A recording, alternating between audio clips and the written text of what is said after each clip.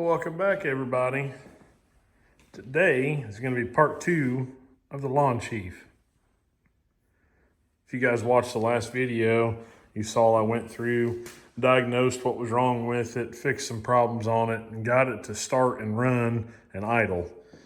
So this video, I want to go through and address the other problems. I actually want to be able to ride this thing around the yard, check the transmission, and see what all works and doesn't work on it. So the big things we're going to address is the battery. I've already got a brand new one to put in it. We're going to take care of that. The other thing is the fuel system. I've already started putting a new line in here. I'm going to get that tied in, clean the tank out, make sure that there's nothing bad in there, get a new filter put in. I want to get all the shrouding put back on and get the hood put back on. And in the process of doing that, you guys saw if you watched the video that the only time I have spark is if I unplug the kill switch wire coming from the key switch. And I felt kind of dumb. I don't know if that's the problem, but I had unplugged this pigtail and this comes from the engine and goes to the key switch. So I wonder if that being unplugged would cause the problem. I'm not sure. So we got to figure that out as well. And of course, I'm dying to get this thing outside and actually wash it. I told you guys, underneath this dirt and dust, the paint actually looks in pretty good shape. And here's the hood over here.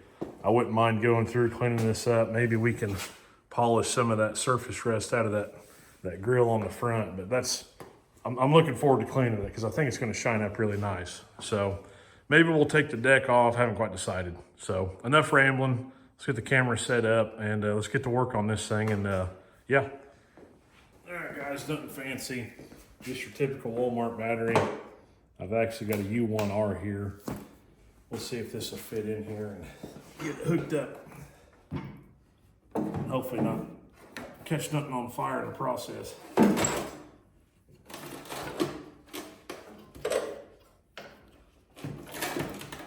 These bolts are a little bit longer than they need to be, but I am getting low on my supply, and I haven't had a chance to go to the hardware store to replace these yet. But these will work just fine.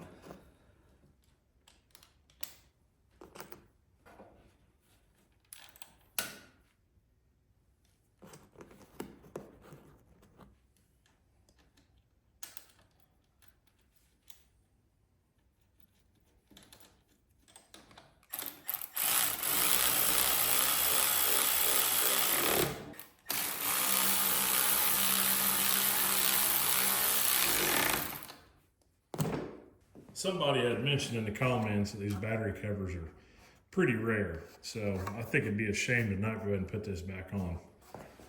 If I can figure out how.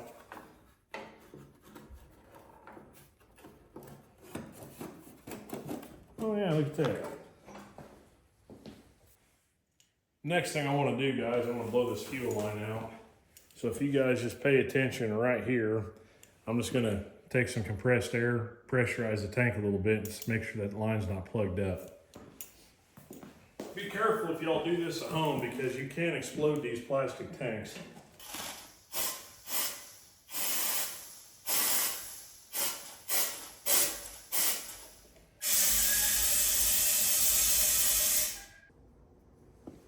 Let's go and get this new filter put in.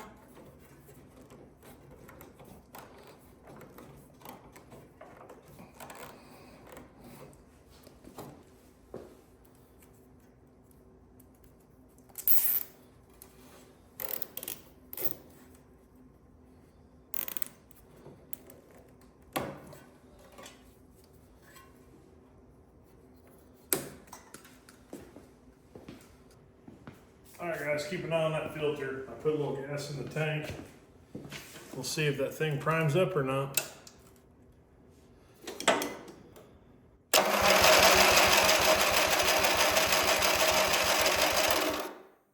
guys, the other thing I want to check, I want to figure out this wiring issue with the coil.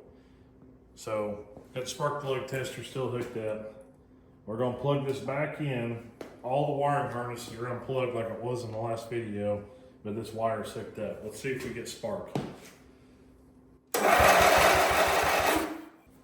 It was this wire here that I found. I don't know if you guys can see that. This harness is coming out of the engine. So we're going to plug this in.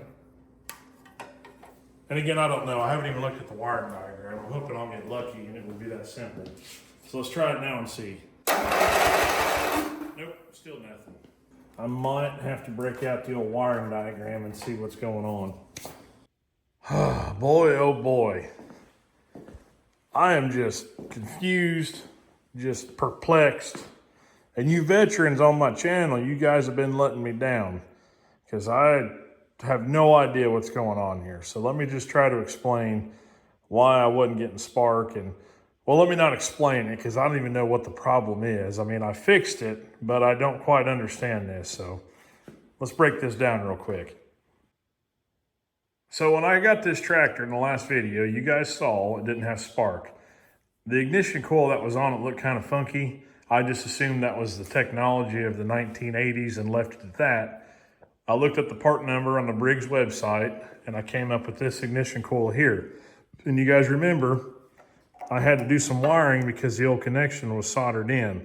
So I just put that spade terminal on it, hooked it up, and oddly enough, if you guys remember, the first time I hit the key, it had spark. And then the second time, ever since that point, it never worked again. So you guys saw where I unplugged it. With the coil unplugged, it was working. Well, that's the kill wire. So technically, by unplugging it, all that was telling us was that the coil was good, but there was an issue with the kill circuit. Something was putting it to ground. That's how it works on those ignition coils. So you follow this wire back, and it led to a cover down here. And coming out of the cover was this wire here, which shared this little post here with the yellow wire, which is coming from the key switch. So from what I understood, this was the actual kill wire from the key switch. But where this gets confusing and what I don't understand, I pulled that cover off, and that sure looks like a set of breaker points to me. I mean, they look brand new. There's no dirt, nothing on those things. They don't look burnt or nothing like they've been firing. And when I turn the engine over by hand with the flywheel, the points don't open. So one of you guys will have to explain this to me as to why that it would have breaker points with an electronic ignition setup on it, magneto style. I don't know, but this is what I do know. So what I've got here, this is a yellow wire, follow the harness back, and that goes to the key switch. That is the ignition off wire. So I've got a little jump piece on here, my leads, just because the wire's not long enough, running up and to the ignition coil. So technically it's wired up right from what I understand. So now we turn the key with the wire hooked up. We got spark and it fires up. If I shut the key off, it shuts down like it's supposed to. So I guess where I'm confused, why have the convoluted mess of breaker points in there if you don't need it?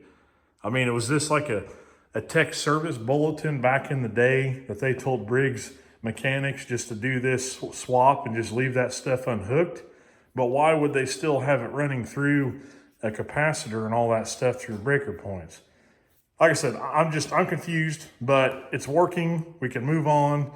I'll hook that wire back up so everything's right. And this one's got me scratching my head, guys.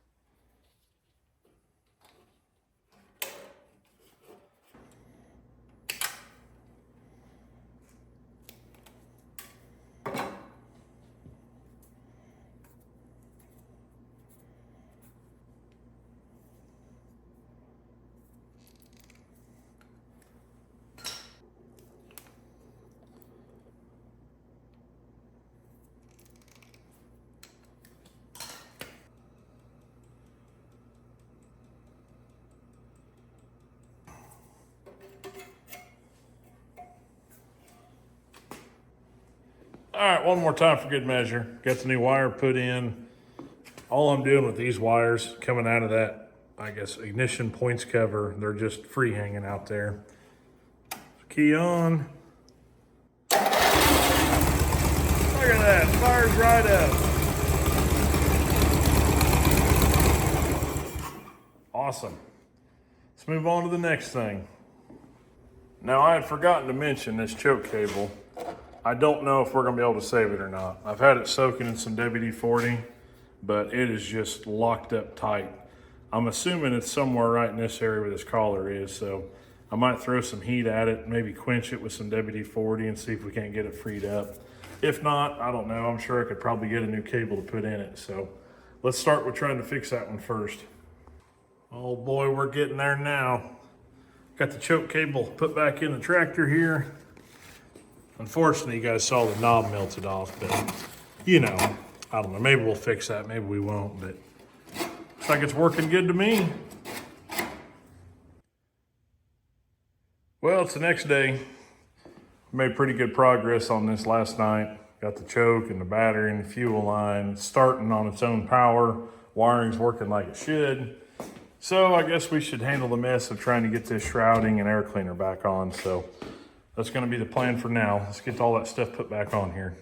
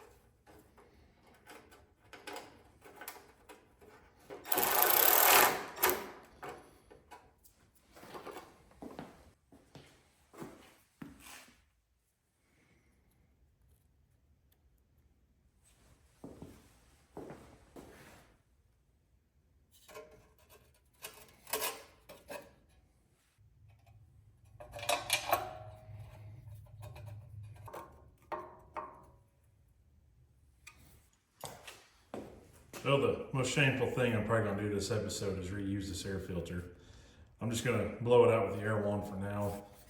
And yeah, I'm not planning on using this thing a whole lot. And if I decide to do that, obviously it's gonna get an oil change and a fresh filter and all the good stuff. So we'll just blow the big stuff off here.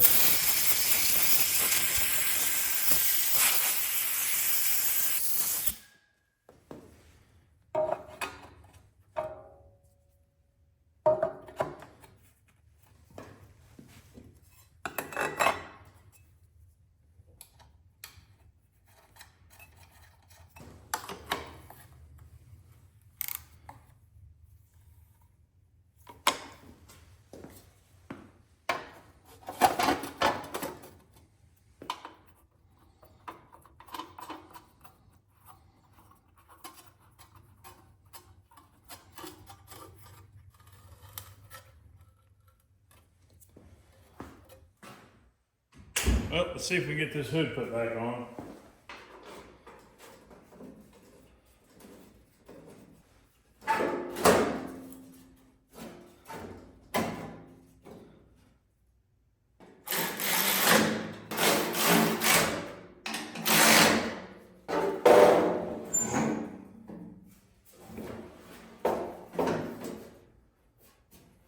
See if I remember how these headlight wires go. Should be pretty simple, right?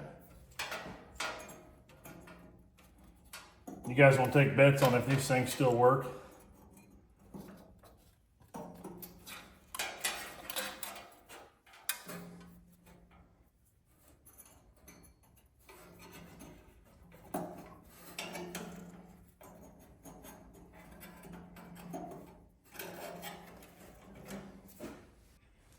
I bet you guys thought I forgot, didn't you? Let's see where that's at. Pretty close. I'd say that'd be good enough.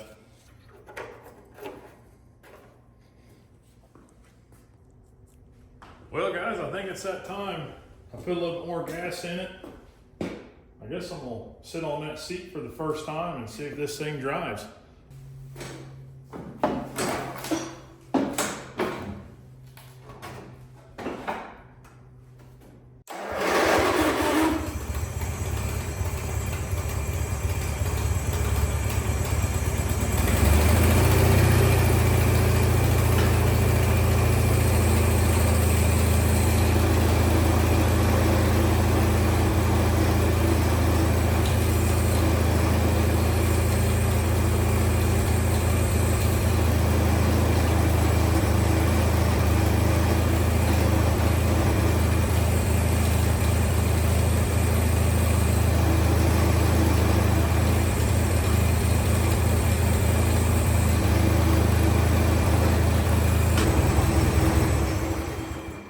Well, that's not what I wanted. The good news is it fired right up like it was supposed to, but it's not going anywhere. And I can feel it, I don't know if you guys can hear it. When I'm letting the clutch pedal up, I can feel it trying to engage the belt. So maybe the belt's just froze up on the rear end pulley and is slipping up front. I don't know. We're gonna do some more investigating on this. See if we can figure it out.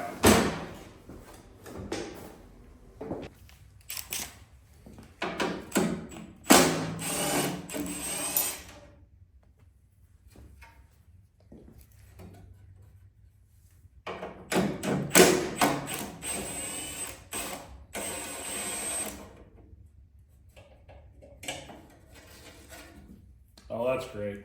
Those aren't weld nuts on the bottom. That's gonna be fantastic putting back together.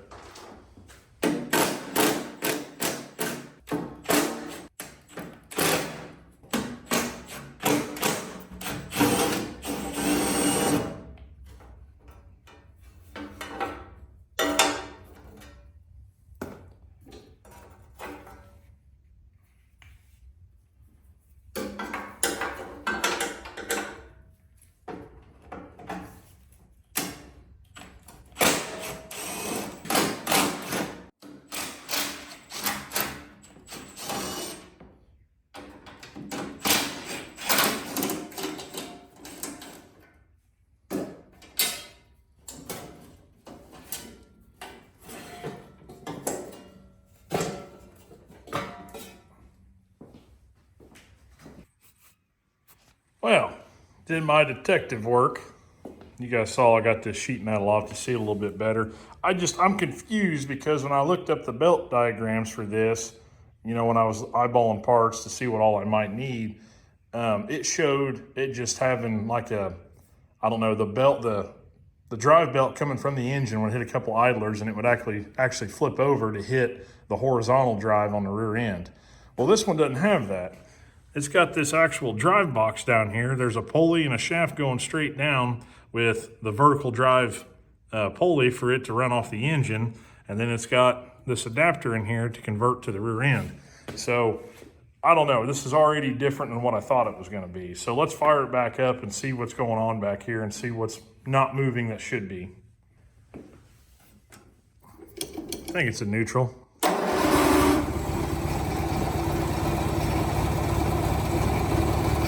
Well, we know that it's spinning on the bottom. Let's pick a gear. All right, so something's not right there.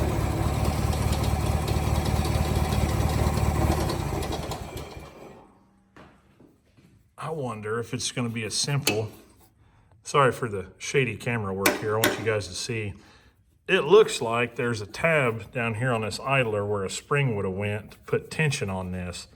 And because I would imagine you'd want this thing to be spinning all the time because it would just make the belt slip, you know, if the engine wasn't running. I bet that's our problem. Let me see if I can't find a spring to stick back on this and figure out where it even went. And we'll try this again. All right, guys, this has been very educational. I have spent the last 15 minutes looking up parts diagrams for the wrong tractor. So I was under the impression that this is very similar to like a Murray 39003, which I will say it does look the same in the front end. It's got that style sheet metal. But from what I'm seeing with this drive coupler, And with the model number I found underneath the seat, this thing was actually made in 1980, and it more resembles that style of tractor, but it's got a different hood on it. I don't know, it's confusing. I'm used to wheel horses and stuff. This is like a different language. But I did find the parts diagram, and there is supposed to be a spring on this idler down in here that's supposed to pull it down to keep pressure on that belt. So I've gone through my junk pile. I don't have one. I'm going to have to go out and source one and find one and see if we can't make that work. So I'm going to get after that, and I will see you guys when I've got a spring to put on this. Well, all right, guys, quick trip to the hardware store. This is what I ended up with. I actually searched the part number on the parts diagram I found for this tractor, and it looks pretty similar to this. So I'm not even going to bother trying to film this. There's no room down there, and there's going to be a whole lot of swearing involved. So hopefully the next time you guys see me, I'll be happy and say that I installed it perfectly and all is well. So here we go. Well, guys, that was about as fun as I thought it was going to be. Got that new spring put on.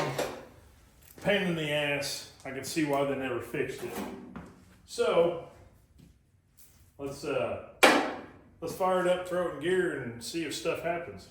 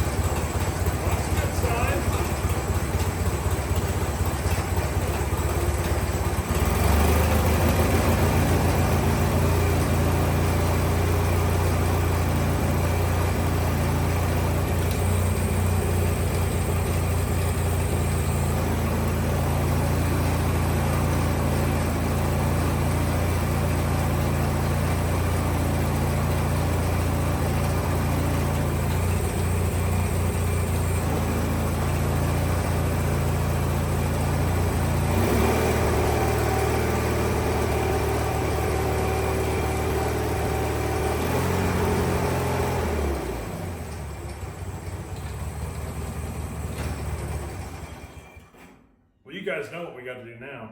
We got to ride it.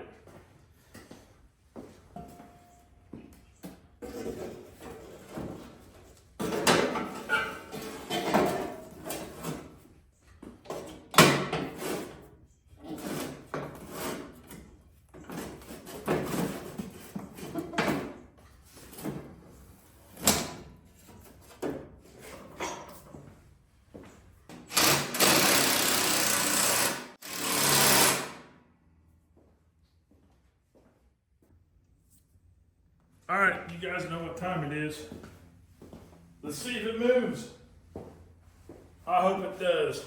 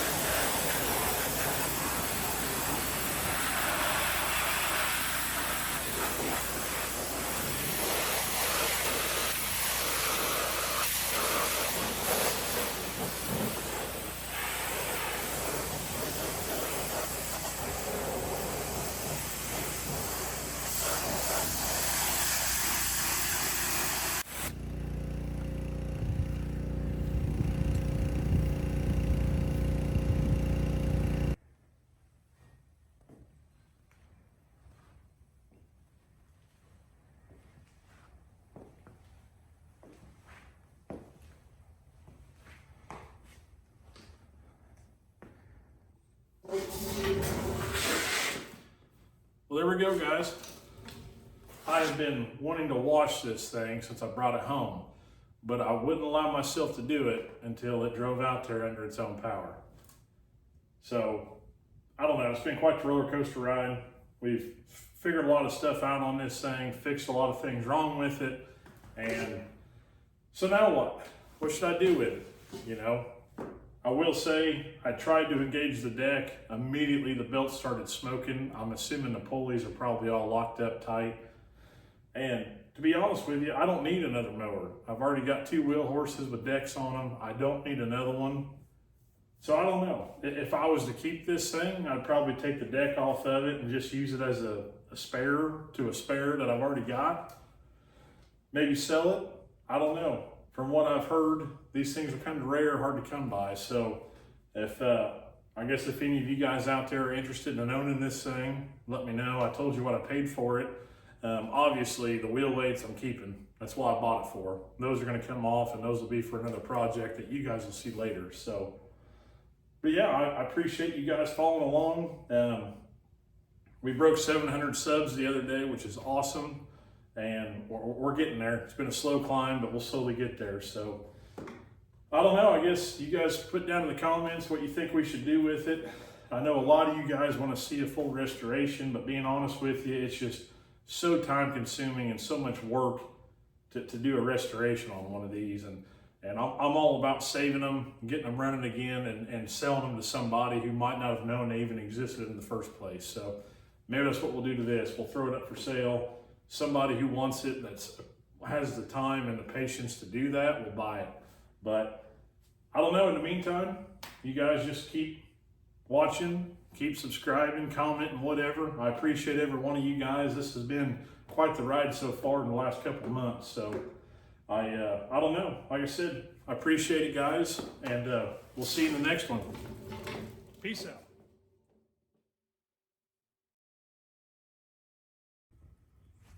I bet you guys thought I forgot, didn't you?